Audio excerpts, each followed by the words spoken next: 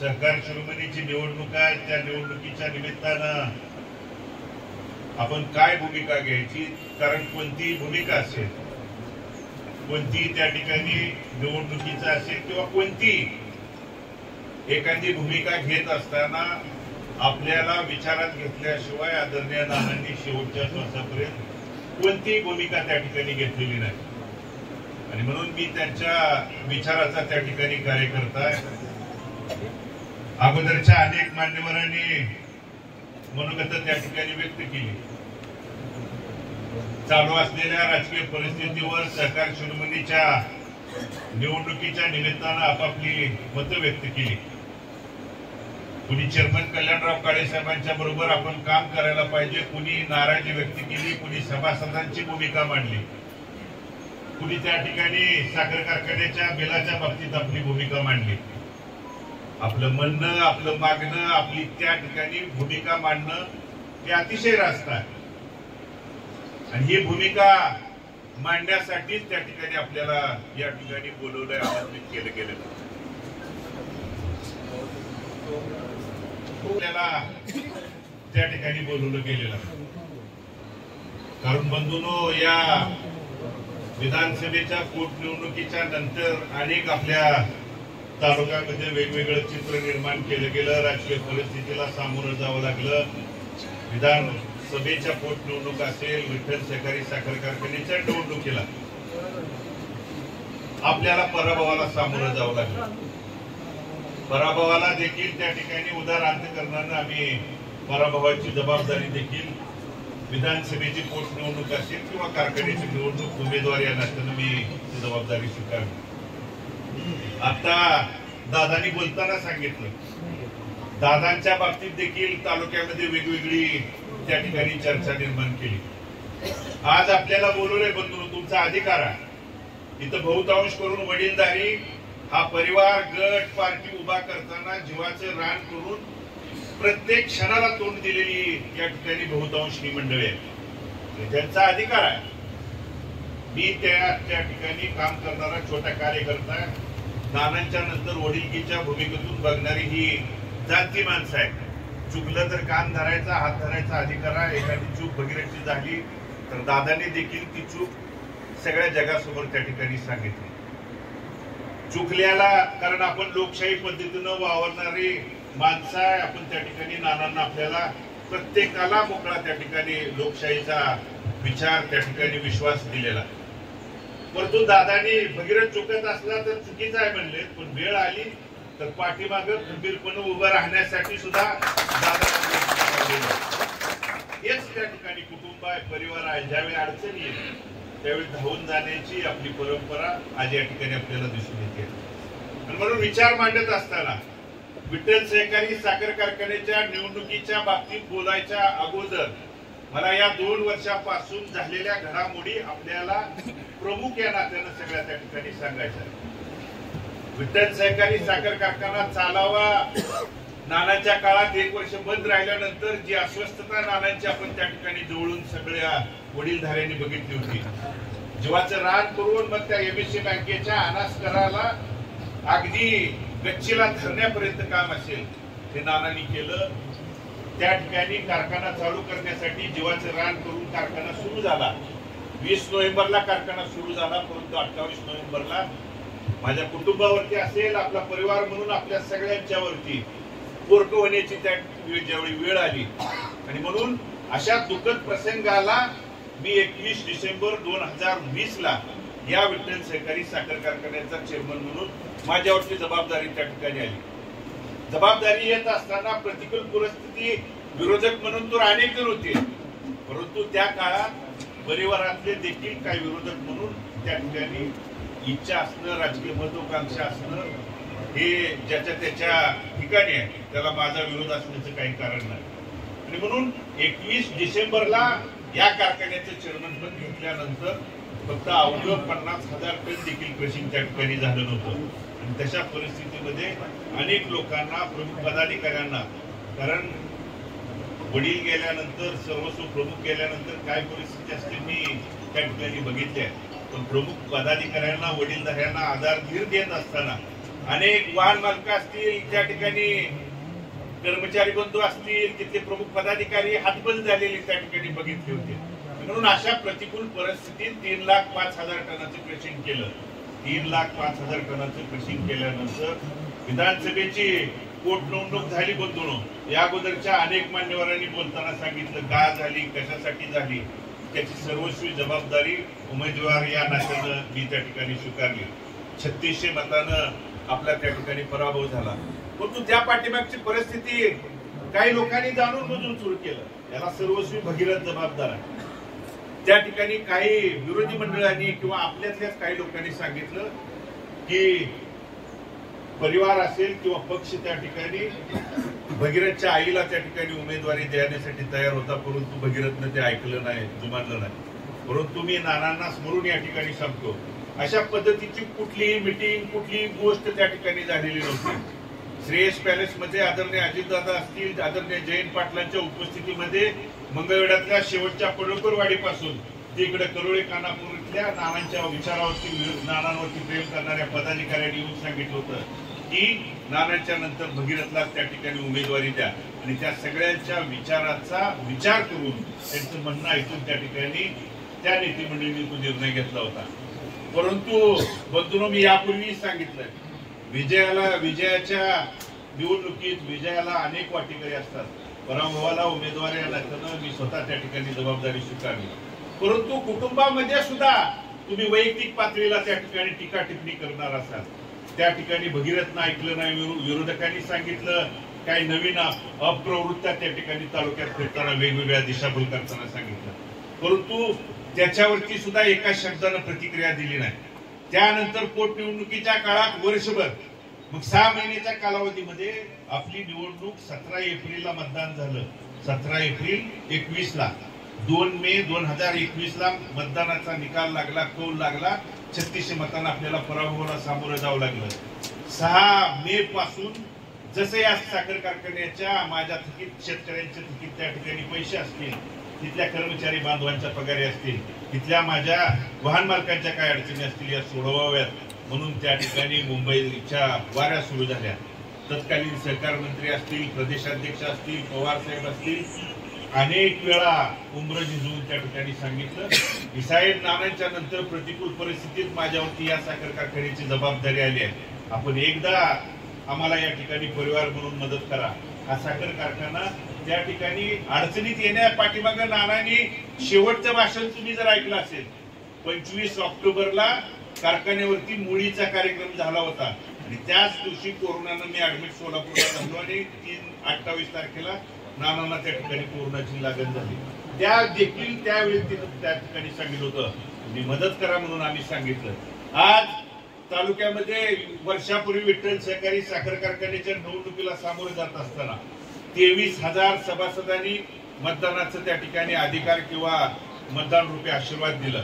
बंधूंनो, तालुक्यात एक असं चित्र निर्माण केलं जात होतं की 23,000 मतदारांचं, सभासदांचं बिल त्या ठिकाणी थकीत आहे. आम्ही गावोगावी जाऊन सांगितलं, एकूण 800 सभासदांची बिल थकीत होती. परंतु त्यात सुद्धा आम्ही मार्ग काढण्यासाठी, शेवटपर्यंत उमर झिजवण्यासाठी त्या ठिकाणी वरच्या नेते मंडळींच्याकडे जाऊन, साहेब आम्हाला एक संधी द्या, प्रतिकूल परिस्थितीत माझ्यावरती जबाबदारी आली आहे, तुम्ही फक्त एक संधी द्या. त्या संधीनं या साखर कारखान्याला जर ऊर्जित अवस्था नाही काढली तर तुमच्या दारात आम्ही येणार नाही, अशा पद्धतीचं आम्ही त्या ठिकाणी जाऊन हात जोडून विनंत्या केल्या. परंतु संधी देण्याच्या पलीकडं प्रत्येक गोष्टीत त्या ठिकाणी अडवणूक करण्याचं काम काही मंडळींच्याकडून त्या ठिकाणी झालं. आणि म्हणून विठ्ठल कारखान्याच्या निवडणुकीत सुद्धा आम्ही सांगत होतो, आज जे तिथले सध्याचे विद्यमान चेअरमन सांगतात की मी बिलं देऊनच त्या ठिकाणी तुमच्या समोर आलोय, परंतु बिलं कुठली दिली? 1,09,000 क्विंटल साखर पोती साखर कारखान्याच्या गोडाऊन मध्ये शिल्लक होती. आम्ही वेळोवेळी सांगितलं होतं. त्यात सुद्धा अनास्कर नावाच्या त्या कोबरानं त्या ठिकाणी अडवणूक करण्याचं पाप केलं. मतदानाच्या दुसऱ्या दिवशी, निकालाच्या दुसऱ्या दिवशी मुद्दामन जाणून बुजून त्या ठिकाणी, जेणेकरून इलेक्शनच्या अगोदर, मतदानाच्या अगोदर सभासदांना पैसे जाऊ न देणे, इथपर्यंत खालच्या पातळीचं राजकारण त्या ठिकाणी झालं. परंतु सहन केलं, कुठल्याही गोष्टी आम्ही बोललो नाही. कारण काही गोष्टी सहन करायच्या हे सुद्धा आपल्याला नेत्यानं त्या ठिकाणी शिकवलेलं आहे. आणि म्हणून त्यानंतर आज गावोगाव जाऊन सांगितलं जातं की मी शेतकऱ्याची बिलं देऊनच त्या ठिकाणी साखर कारखाना चालू केला. शेतकऱ्यांची बिलं 25 कोटीची रक्कम त्या ठिकाणी थकीत होती. पण मेजर साहेब 1,09,000 क्विंटल ज्याची बाजार भावाप्रमाणे 33 कोटी साखर त्या ठिकाणी रकमेची साखर गोडाऊन मध्ये शिल्लक होती. महिन्याभरात कालवा बाहेर आपल्या तालुक्यातल्या गावागावात सभासदापर्यंत करायला सुरुवात केली. साखर खराब होऊन गेले, वाहून गेले. काय तर भाजप त्याच्या पुढे जाऊन साखरेचं विष झाले. विष किती त्या ठिकाणी खोटं बोलावं आणि त्याला आपणच त्या ठिकाणी काही आपली जाणून बुजून ठराविक मंडळी त्या ठिकाणी बळी पडताना त्या बघायला मिळाली. आणि म्हणून मग ती विष झालंय तर ती कुठं आहे? जर त्या साखरेचं विष झालं असेल, कारण मी ज्यावेळी टेंडर कॉल केलं होतं 1,09,000 क्विंटल साखर पोत्याचा चेअरमन म्हणून मी त्या ठिकाणी एमएससी बँकेकडे पाठपुरावा करून टेंडर कॉल केल्यानंतर 2940 रुपये प्रमाणे ती साखर मला मागितली गेली होती. परंतु जो त्या ठिकाणी एमएससी बँकेचा असेल किंवा साखर आयुक्ताचा जो निर्णय आहे की ती साखर भावाचा जो निर्धारित केलेला रेट आहे त्याच्या आत विकायचं नाही म्हणून ते टेंडर त्या ठिकाणी स्थगित झालं होतं. परत आम्ही विनंती केली की ही रॉ शुगर आहे, आपल्याला जे चालू असणाऱ्या साखर त्या ठिकाणी साखर जी व्हाईट शुगर प्रमाणे या साखरेला दर येणार नाही, तर आपल्याला ती तूट मान्य करूनच ही साखर विक्री करावी लागेल. म्हणल्यानंतर 2940 रुपये अंतिम दर त्या ठिकाणी आला होता. 2940 रुपये न 1,09,000 क्विंटलच्या साखरेचं पोत्याचं तुम्हीच रक्कम त्या ठिकाणी कॅल्क्युलेशन करून लावा. आणि म्हणून आज सहकार शिरोमणीच्या निवडणुकीच्या निमित्तानं गावोगाव सांगितलं जातं. इथल्या बऱ्याच अनेक मान्यवरांनी सांगितलं, मेजर साहेबांनी सांगितलेली वस्तुस्थिती पूर्णपणे खरी आहे. घडलं असेल मी नाकारत नाही, मी झालं नाही असेल या ठिकाणी म्हणणार नाही. त्या ठिकाणी मारुतीरावनी बोलताना सांगितलं काय गावं काय उदाहरणं दिली. झालं असेल गाव पातळीला काम करत असताना अनेक जणांचे मतभेद, गाव पातळीचे वेगवेगळे राजकारण आहेत. मार्केट कमिटीच्या निवडणुकीच्या बाबतीत सुद्धा आपल्याला मला त्या ठिकाणी बोलायचं आहे. ग्रामपंचायतच्या निवडणुकीत इथं करोळे कानापुरेपासून ते शेवटच्या नळ्या आंबेचुचुलीपर्यंतचे इथले प्रमुख पदाधिकारी आहेत. ते तुम्हाला दोनच त्या ठिकाणी उदाहरण देतो. करोळ्याचे त्या ठिकाणी आमचे सहकारी उपस्थित आहेत.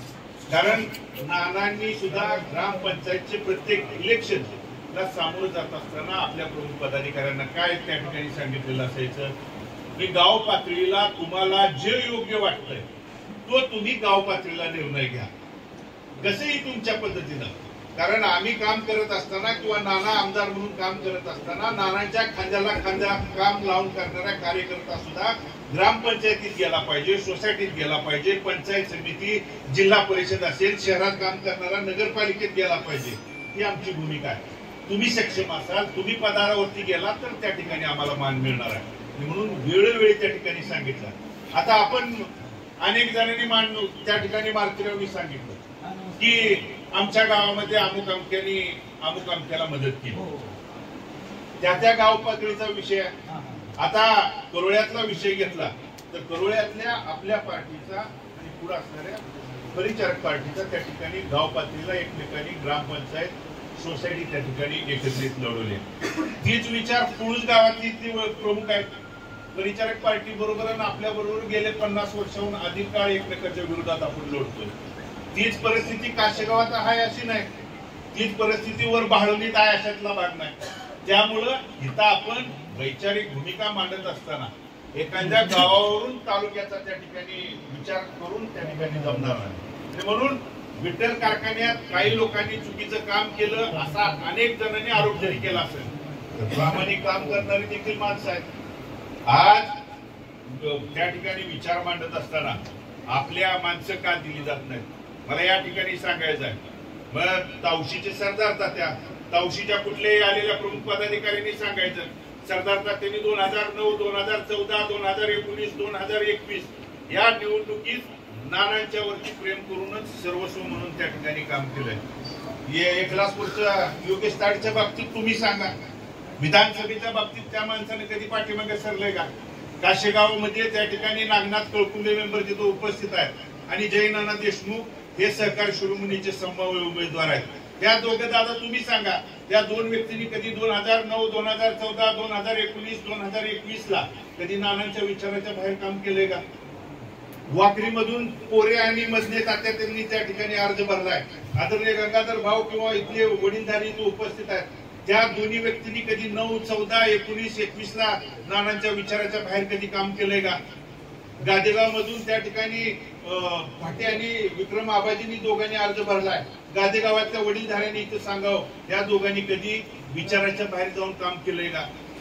माणसं म्हणून कुठनं बाहेर आणणार आहे का? माणसं आपल्यातलीच माणसं त्या ठिकाणी असणार आहेत. म्हणून माझं तुझं कर बसण्यापेक्षा सहकार शिरोमणी काय विठ्ठल कारखान्याच्या निवडणुकीच्या वेळी कल्याणराव काळे साहेबांच्या काम करणाऱ्या पदाधिकाऱ्याला वेगळं सांगायचं, सहकार शिरोमणीच्या निवडणुकीच्या वेळी आपल्या परिवारातल्या पदाधिकाऱ्यांना वेगळं सांगायचं, दिशाभूल पाडायची, आपल्या मनामध्ये मनभेद तयार करायचा आणि विरोधात काम करून आपली पोळी बाजून घ्यायची आणि मग मात्र नंतर वेगळा मनसुबा मांडायचा.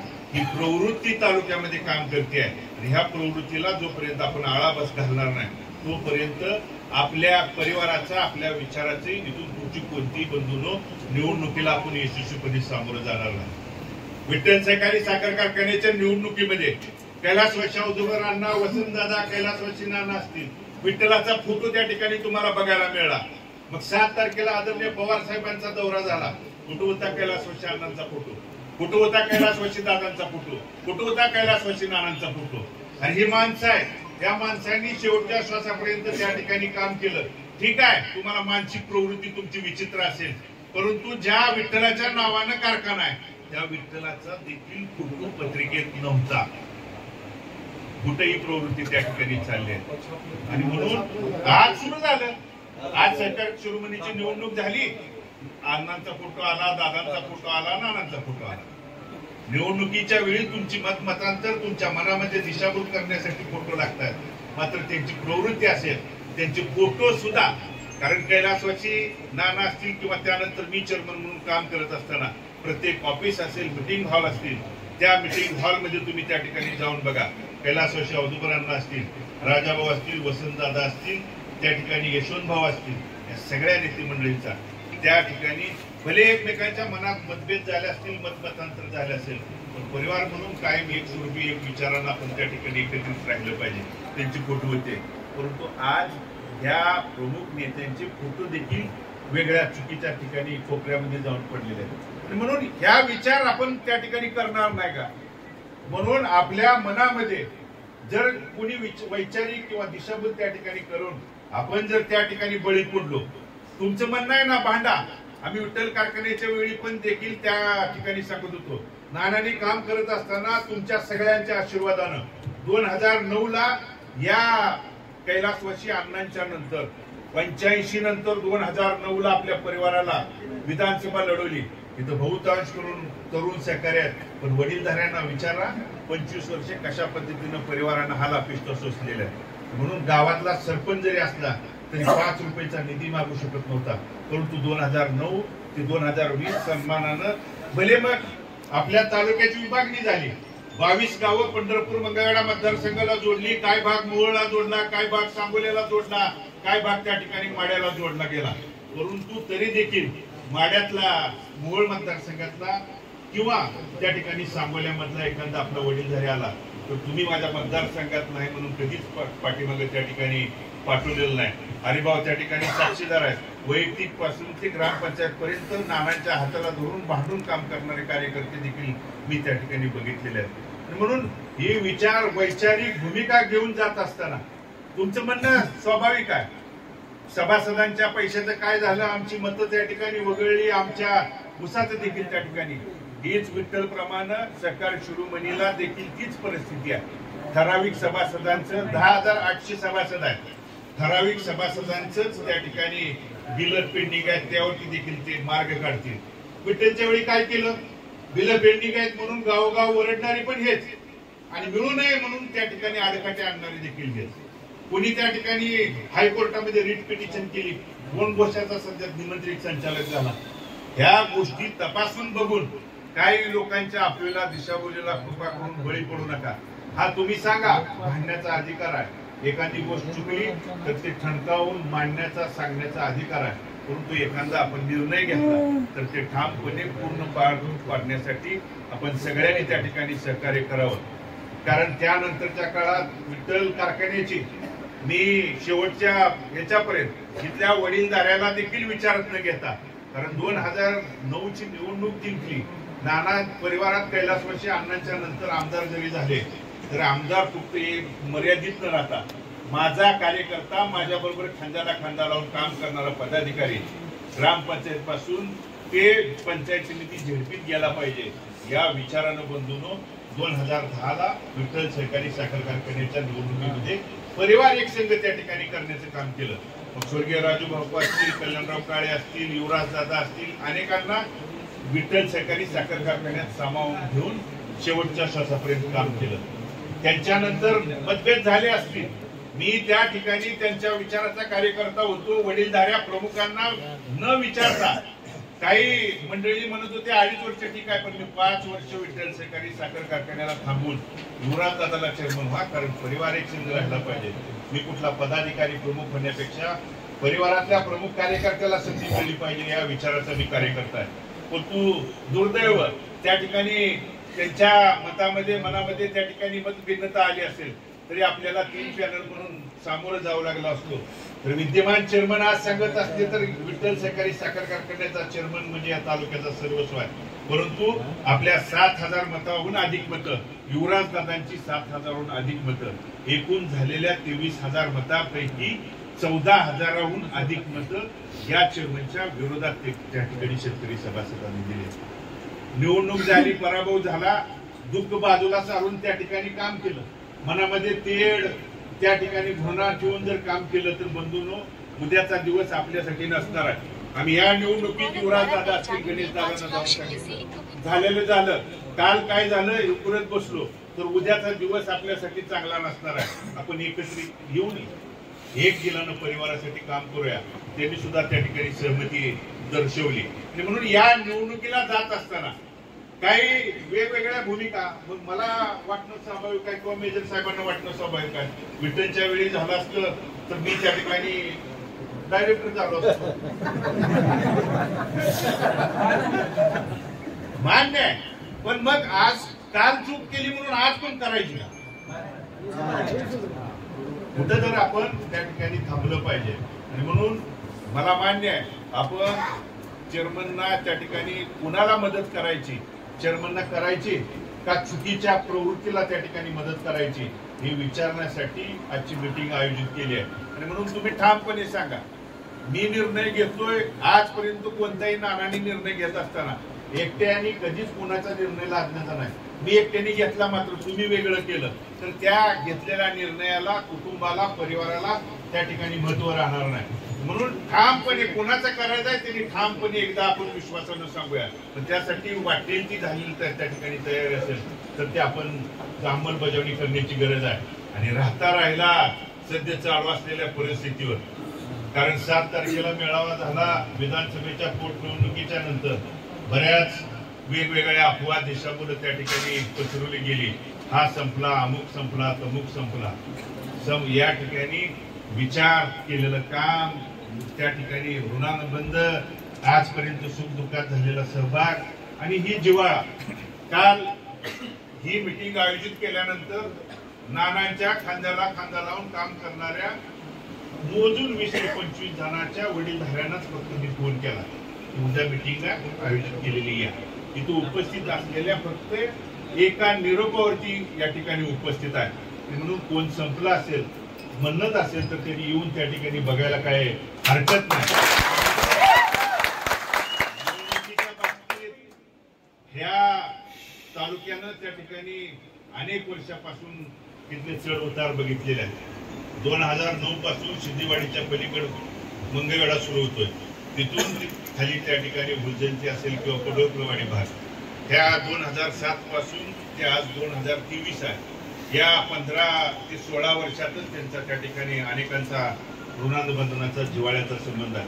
आणि जशी आपली घटनाळ आहे तशीच किंवा त्याहून अधिक घटना तिथल्या वडीलधाऱ्याची, मायबाप जनतेची त्या ठिकाणी असणार आहे. आणि ती नाळ जर बघायची झाली, कारण अध्यक्षांनी यापूर्वी मग सांगितलं सध्या चालू असलेल्या परिस्थिती वकील साहेबांनी सांगितलं की या साखर कारखान्याची निवडणुका सर्वस्व नाही. चालू असलेल्या परिस्थिती ग्रामपंचायतच्या अनेक वेगवेगळ्या भूमिका आहेत. आज आपला मतदारसंघ 4 भागात विभागला गेला. माड्यातल्या गावातल्या आपल्या प्रमुख सरपंच असतील, प्रमुख पदाधिकारी असतील, यांना निधीची कुठली बबनदादांच्यामुळे कमतरता नाही. नाहीतरी इकडं आमच्याकडे 22 गावामध्ये सध्या एखाद्या गावातला सरपंच गेल्यानंतर बोकड काप मला जेवायला बोलव, मग तुला निधी देतो. खरंय नाही दादा?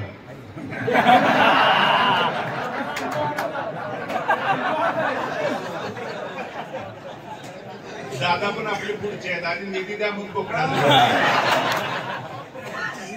ही परिस्थिती आहे. एखादी लोकप्रतिनिधी म्हणून तुम्हाला निवडून दिल्यानंतर कधी मग गोपाळपूर मधले तिथे उदय पवार आहेत, ग्रामपंचायतचे पदाधिकारी आहेत, तिथले काही प्रमुख पदाधिकारी सगळ्या पार्टीचे येऊन म्हणत होते अशी कधीच नव्हतं.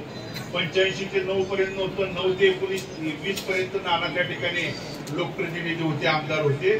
आम्ही गावात कुठला निधी मागायला गेलो तर त्या ठिकाणी आम्हाला निधी दिला जात नाही. उलट आम्हाला म्हणलं जातंय पार्टीत प्रवेश करा, बोकड कापा, जेवायला बोलवा, मग तुम्हाला निधी देतो. वाकरीचं पण तीच परिस्थिती आहे. आपण संपूर्ण आणि मला विचारल्यानंतर मी सांगितलं गावचा विकास करायचा आहे ना, तुम्ही निधी मागायला जावा. लोकप्रतिनिधीला निधी मागणार नाही तर निधी कुणाला मागणार आहे? तुम्ही बाहेरच्या राज्यात जाऊन मागणार आहे. आणि मग तशी परिस्थिती असताना ते गावातले 3-3 गाड्या करून तिथे वडीलधारे असतील, प्रमुख पदाधिकारी 2-2, 3-3 हेलपाटे मारून मागितलं कुणाला? कुणाचं वैयक्तिक होतं. गावचं सभा मंडप द्या किंवा कुठला रस्ता द्या, एखादं काम द्या. हे निधी मागायला गेल्यानंतर सुद्धा त्यांना मग पार्टीत या अमुक करा तमुक करा म्हणून जर सांगितलं जात असेल तर कोणत्या ठिकाणी राजकारण, कोणत्या ठिकाणी वैचारिक पातळी चालली आहे हे सुद्धा तपासून बघण्याची गरज आज आपल्या सर्वांच्यावरती त्या ठिकाणी आलेली आहे. आणि म्हणून या बाबतीत इथले मग 22 गावं असतील. मी 22 गावं बोलतोय म्हणजे बाकीच्या गावावरती प्रेम नाही अशातला भाग नाही. कारण आपण देखील मला त्या ठिकाणी सांभाळून घ्यावं.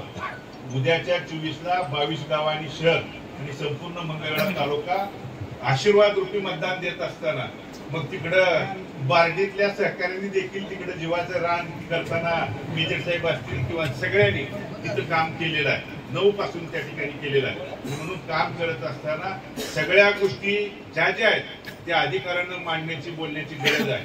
म्हणून 7 तारखेला त्या ठिकाणी मिटिंग आयोजित केली.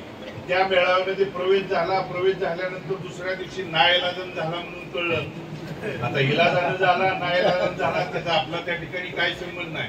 परंतु आलेल्या, कारण 2009, 14, 19ला मग 9ला रेडालोस कडून नाना आमदार झाले, 14ला काँग्रेसच्या हाताच्या चिन्हावर आमदार झाले, 19ला राज्याची परिस्थिती बघितली तर सगळे लोक राज्याचे त्या ठिकाणी काँग्रेस आणि राष्ट्रवादीला सोडून जात असताना वेगवेगळ्या पक्षात जाताना बघितले. परंतु नानांनी राष्ट्रवादी काँग्रेस पक्षाचा, कारण 9 ते 20, 19 पर्यंत आमदार म्हणून 10 वर्षे काम करत असताना किंवा त्याच्या अगोदर सुद्धा पवार साहेब हेच सर्वस्व म्हणून काम करणारे नाना भले वेगळ्या पक्षात जरी असले तरी एखादा कुठला प्रमुख पदाधिकारी पवार साहेबांच्या विरोधात बोललं तर नाना त्यांच्यावरती प्रत्यक्ष रागावताना सुद्धा मेजर साहेब किंवा इथल्या वडीलधाऱ्यांनी बघितलेलं आहे. आणि म्हणून एवढी निष्ठा, एवढं प्रेम ठेवल्यानंतर सुद्धा जी दुःखद घटना घडली नानांच्या जाण्यानंतर आपल्यावरती, माझ्यावरती, कुटुंबावरती पोरकेपणा आला. आणि त्या आल्यानंतर आम्ही तुमच्यापर्यंत, प्रत्येक नेत्यांच्या पर्यंत वैयक्तिक भगीरथ भालकेला पैसे द्या वगैरे, भगीरथ भालकेला त्या ठिकाणी निधी द्या म्हणून नाही, माझ्या साखर कारखान्याला पैसे द्या. हा साखर कारखाना वाचला तर या साखर कारखान्यावरती असणारे सभासद असतील, कर्मचारी असतील, त्या ठिकाणी तोडणी वाहतूक कर्मचाऱ्यांचं त्या ठिकाणी बनवणार आहे. यासाठी उंबरे झिजवले. ती उंबरे झिजवत असताना काही लोकांनी इथं वावट्यात उठवायला सुरुवात केली.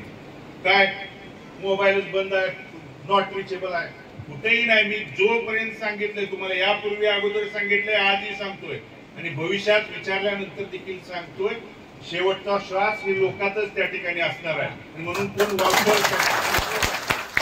मेजर साहेबांचा 2 दिवसापूर्वी फोन आला, उचला मेजर. काय मेजर साहेब? काय ना, आम्ही 8-10 जण बसलोय इथे, चर्चा चालू होती, तुम्ही फोन उचलत नाही म्हणून बघावं म्हणून त्या ठिकाणी. परवा दिवशी त्याच्या अगोदर भाऊंचा आलता, पण भाऊंचं खडकीमध्ये आपले एक सहकारी मैत झालेले तिथे भेटायला जाण्याच्या बाबतीत आला होता. मग मेजर साहेबांनी सांगितलं असं म्हणतं. मी म्हणलं मेजर साहेबांना, हांडे महाराज आपल्या सगळ्या कार्यक्रमात येत होते. मी मेजर साहेब म्हणलं हो येत होते. त्यात हांडे महाराज आपल्याला नेहमी गोष्ट सांगायची, काय ती कुत्र्याची गोष्ट सांगायची, वरचं बुकलं का मधलं बुकलं. ज्यांनी तक्रार केली आहे, जो आरोप करतोय तपासून बघा. फोन न लावता, न बोलता, न भेटता तुम्ही त्या ठिकाणी तुमचं मत कोण करत असेल, तुमचं मत व्यक्त करत असेल तर ते चुकीचं आहे. आणि त्याला चुकीचं म्हणत बसण्यात सुद्धा आपल्याकडे वेळ नाही.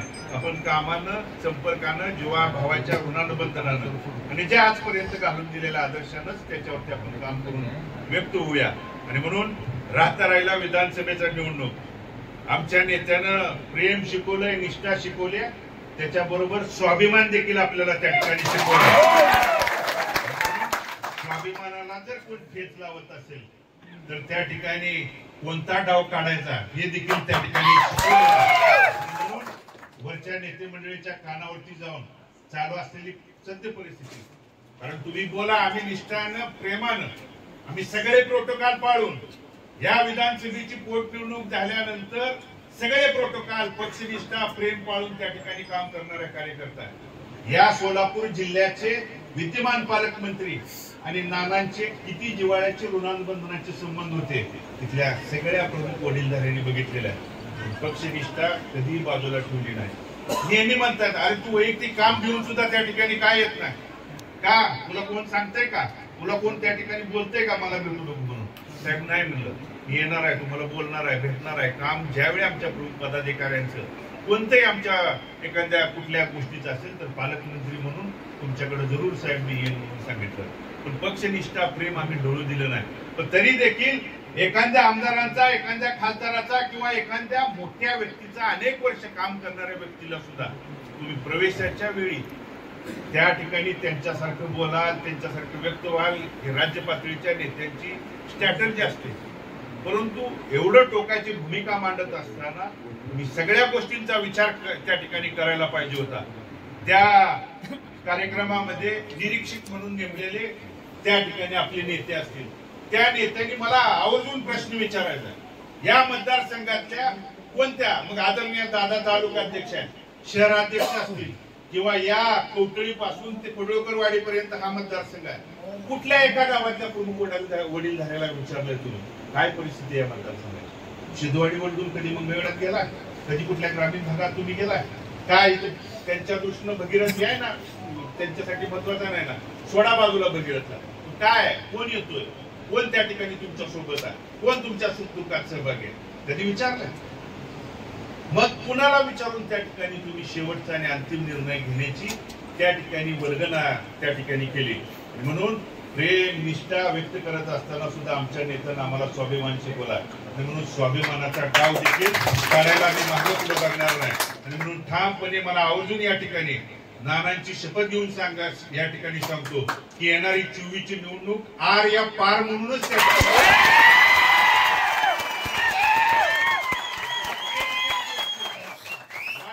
त्या गोष्टीला सामोरं जाण्याची गरज आली तर त्या ठिकाणी मागे पुढे बघणार नाही.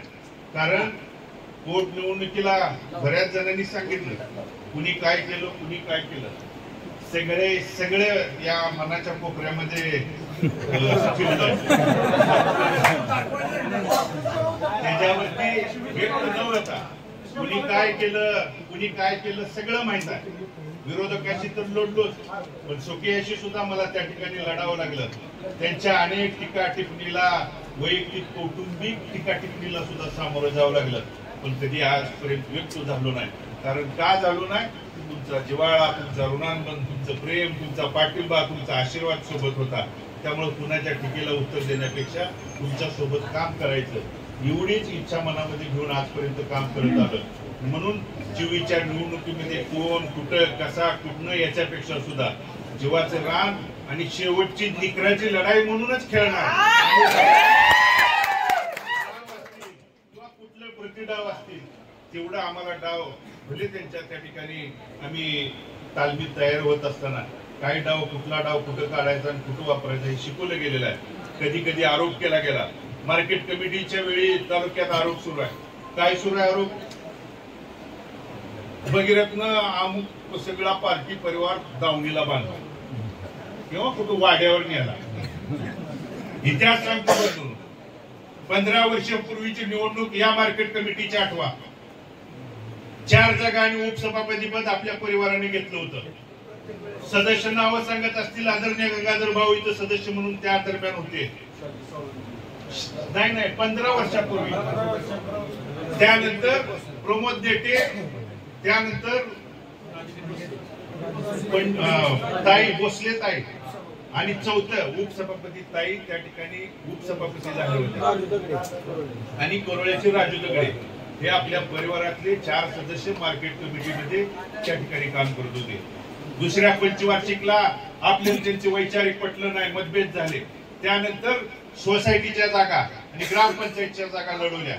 सोसायटीमध्ये आपलं बहुमत नव्हतं. ग्रामपंचायतमध्ये सुद्धा 4 जागेपैकी 2 जागा आपल्या निवडून आल्या. निवडून आलेली नावं सांगतो तुम्हाला. त्या ठिकाणी शहाजी साळुंके आणि सत्यवान कारंडे नांदुरेची त्या ठिकाणी 2 निवडून आले.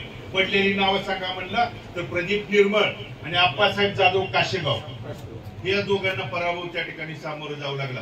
गेल्या पंचवार्षिकचं ज्यावेळी निवडणूक लागली, अर्ज भरले होते, मग ब्रिगेडचे पदाधिकारी असतील, संघटनेमध्ये 2-3 संघटना झाल्या होत्या. नितीनराव त्या गोष्टीला साक्षीदार आहेत. त्या सगळेच नानांच्याकडे जागा मागणी केल्यानंतर नानांनी सांगितलं की जर लढत असताना आपल्यातच एकमत नसेल तर आपण विनाकारण आपापली बाजू चुकीच्या ठिकाणी का नेऊन ठेवायची. सगळे अर्ज माघारी काढा म्हणून सांगितल्यानंतर गेल्या वेळची निवडणुकीतले सगळे अर्ज आपल्या परिवारानं पाठीमागे घेतले होते. पण आपल्यातलाच सहकारी गादेगावचा भजनदास पवार यांनी त्या ठिकाणी निवडणूक लढवली आणि आता मगाशी सांगितलं, नितीनरावनी सांगितलं 243 मतं भजनदास पवारांना सांगितली. मग भजनदास पवारांनी तालुक्यातल्या 30% का वाटा मागू नये. या निवडणुकीच्या वेळी पण आज जे सांगतायत कोण दावणीला बांधलंय, कोण वाड्यावर नेले म्हणून सांगितल्यानंतर परिवार एकत्रित करायचा म्हणून अनेक वडीलधाऱ्यांच्या पुढं या विठ्ठलच्या विद्यमान चेअरमननी सांगितल्यानंतर आम्ही सुद्धा सांगितलं की ठीक आहे बसूया. किरणराज घाडगे असतील, संग्राम गायकवाड आम्ही एकत्रित बसल्यानंतर चेअरमन साहेबांना घेतलं, चला परिवार एक करायचा आहे ना. वेळोवेळी गावोगाव जाऊन सांगतायत. भगीरथ बालकेंच्या मी पाठीमागे लागलो, परंतु यांची मानसिकता नाही, यांची तयारी नाही. परिवार एकत्र करायचं नाही. ठीक आहे म्हणलं, काय हरकत नाही, बोला काय करायचं, कशा पद्धतीने तुम्ही परिवार एक करायचा.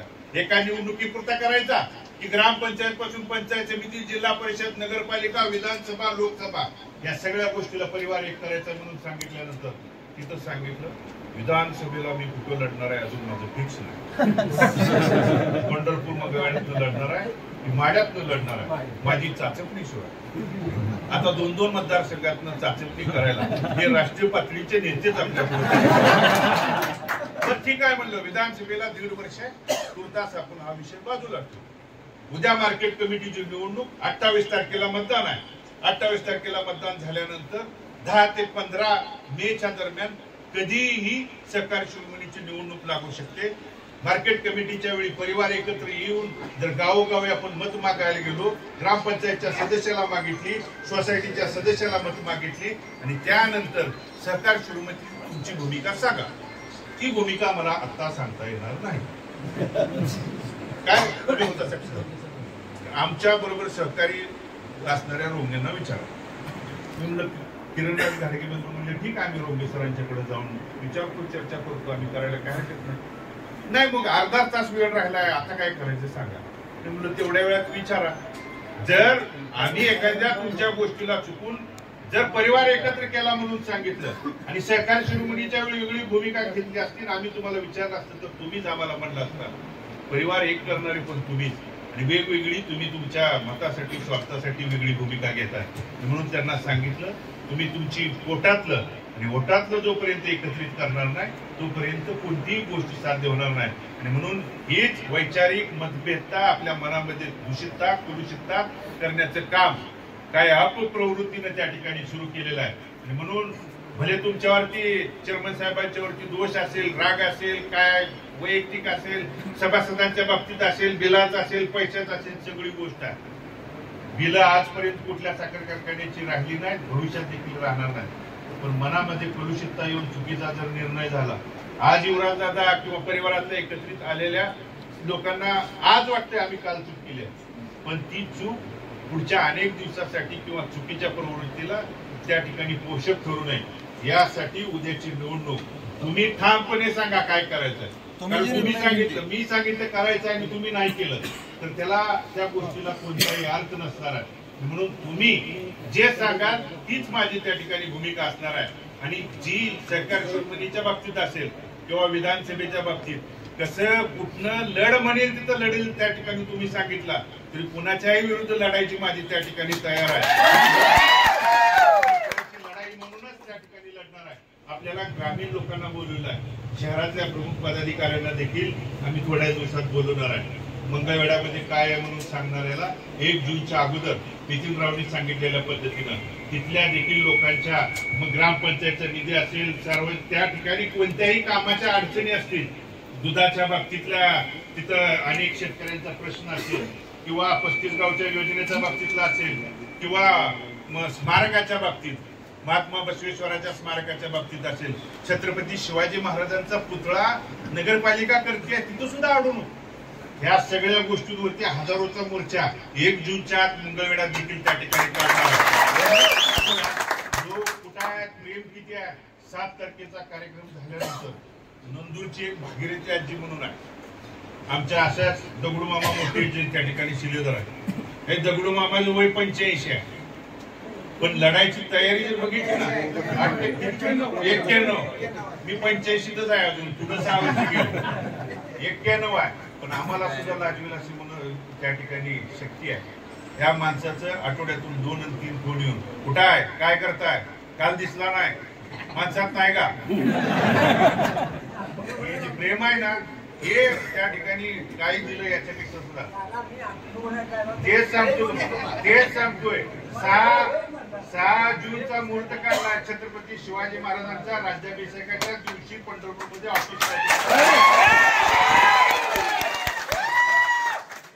त्या भागीरथी आजीने 7 तारखेचा कार्यक्रम तुला कुणीतरी दाखवला तिथं मोबाईलवरती, त्याचा फोन आला, कुठे आहे रे तू बा, म्हणजे ती कानडी भाषा आहे, थोडी कानडी मराठी मिक्स आहे, तू घाबरचील बिचील माघार बिगार घ्यायची नाही. मला आजी तू असताना मी माघार घ्यायची त्या ठिकाणी काय गरज आहे. म्हणून हे प्रेम दिलंय, हा विश्वास दिलाय, हा त्या ठिकाणी आशीर्वाद दिलाय. म्हणून ह्या निवडणुकीत काय करायचं, कारण आपल्या परिवाराचा इथं बसून निर्णय एकदा झाला आणि ह्या पद्धतीने जायचं म्हणलं तर तेच काम आपल्या त्या ठिकाणी करायचं आहे. आणि म्हणून राहता राहिला अनेकांचा जिथं ज्यांनी मेजर साहेबांनी मांडला, आदरणीय ताड साहेबांनी मांडला, जरूर आपण हाताला धरून चेअरमनना देखील बांधण्याची जबाबदारी तुमच्यासाठी माझी असणार आहे. त्यासाठी मी त्या ठिकाणी ती जबाबदारी स्वीकारतो. परंतु आपण दिलेला शब्द खाली पडू द्यायचा नाही, हे देखील त्या ठिकाणी गरज आहे. त्यामुळे ठामपणे सांगा, तुम्ही सांगितलं तर त्यांना देखील बोलवून आपल्याला आश्वस्त करता येईल, आपले म्हणणं सांगता येईल, आपलं त्या ठिकाणी अडचण सांगता येईल, भांडता येईल. मला काय उठून बोलता येत नाही पण आता एवढी नानाची निष्ठा सगळी निष्ठा एवढं असताना आपल्याला त्यांनी सहकार्य केलं नाही. त्यामुळे पुन्हा सगळ्यांनी ताकद तुम्हाला द्यायला पाहिजे की तुम्ही जी निर्णय घेईल ती मान्य व्हायला पाहिजे. हा कारण आता कुठनं पैसे आलं कसं चाललं हे काय सगळ्यालाच कळलंय. त्यामुळे प्रसंग येईल की तुम्ही कुठला जरी निर्णय घेतला तरी तुम्ही चालवायची ताकद सगळ्यांनी द्यावं. 7 तारखेच्या कार्यक्रमामध्ये अनेक नेत्यांनी बोलताना या अगोदर कोणी मदत केली नाही, नंतर कोणी मदत केली, जाहीर झालं प्रसंग बघून तर सगळ्यांनी निष्ठेला महत्व आहे की इकडे तिकडे करणाऱ्याला महत्व आहे, हे पण जाहीर झालेलं आहे. त्यामुळे मी तुम्हाला सांगितलं नेत्यानं स्वाभिमान शिकवला आणि स्वाभिमानाचा डाव लवकरच बाहेर तुम्ही या सहकारी शिरोमणीच्या बाबतीत आपण ठामपणे सांगा, त्या बाबतीत तुम्ही घेतलेला निर्णय तुम्ही आहे तोपर्यंत त्यांना बोलवून आपण सांगूया, भांडूया, भांडण्याचा अधिकार आहे, हात धरायचा अधिकार आहे. त्या ठिकाणी जे काय संकलन नाही. आता मला सांगा, विठ्ठल कारखान्याच्या वेळी 800 सभासदांचं बिल थकीत होतं.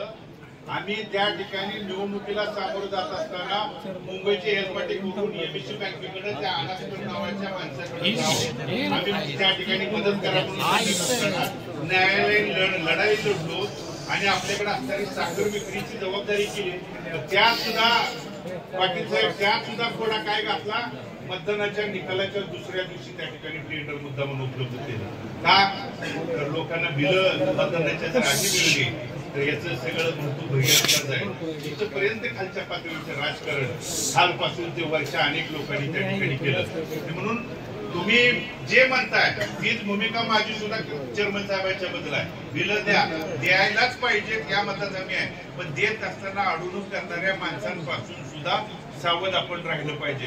आणि म्हणून आपण ठामपणे व्यवस्थित सांगून महत्व हे करून आज काय आपल्या गावामध्ये विनाकारण येऊन सांगते काय काय सांगते, काय केलं विठ्ठल द्यायला आपल्या मुद्दा पण एका प्रमुख लोकांना काय केलं विठ्ठल द्यायला आपण म्हणतो का करायचं पण कुठल्याही चुकीच्या याला जाऊन आपण चुकीची भूमिका घेतली तर पुढं सगळ्या चुकीच्या गोष्टी घडत जाणार आहे. त्यामुळे इथं तुम्ही ठामपणे सांगा आणि जो निर्णय असेल तुम्ही सांगितलेला नाही मदत करायची आम्ही जाऊन सांगू बाबा आम्हाला मदत करणं होत नाही, करायची म्हणलं तर प्रामाणिक त्या ठिकाणी मदत करूया.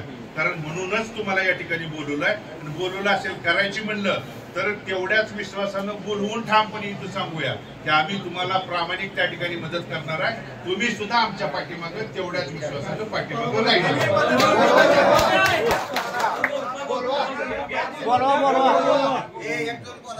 एकदम तुम्ही प्रमुख वडील आहे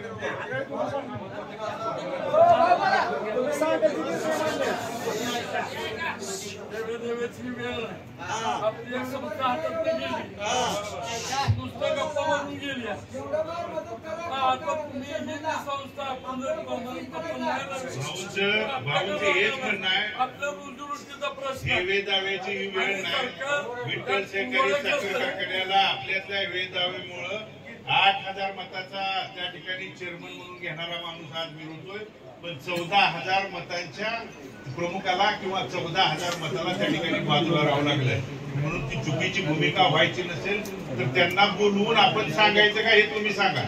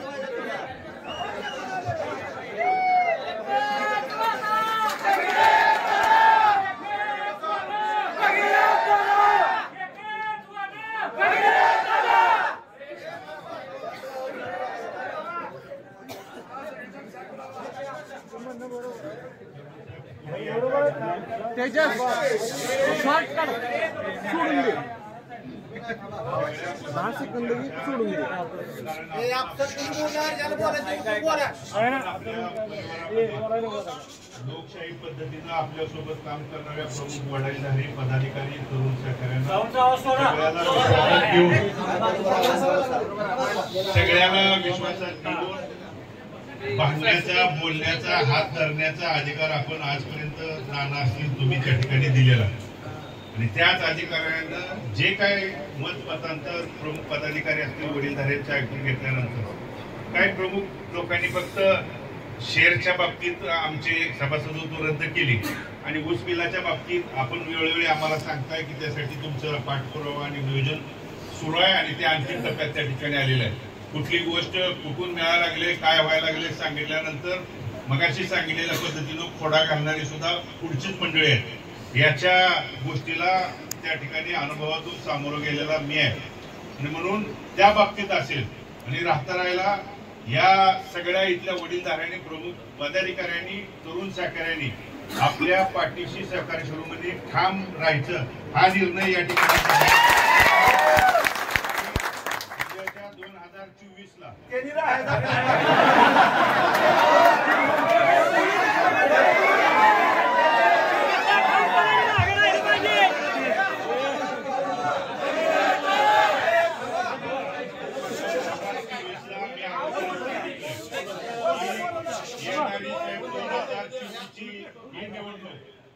मी त्या ठिकाणी अटीतटीची जिंकण्याची म्हणूनच खेळणार आहे. आर पार या ह्यानंच उतरणार आहे. माझ्या नेत्यानं त्या ठिकाणी दिलेला स्वाभिमानाचा आणि जो कोण राखून ठेवलेला डाव देखील त्या ठिकाणी काढावा लागला तरी जिथं मी असेल तिथं तुम्हाला वडिलकीच्या भावनेनं माझ्या पाठीमागे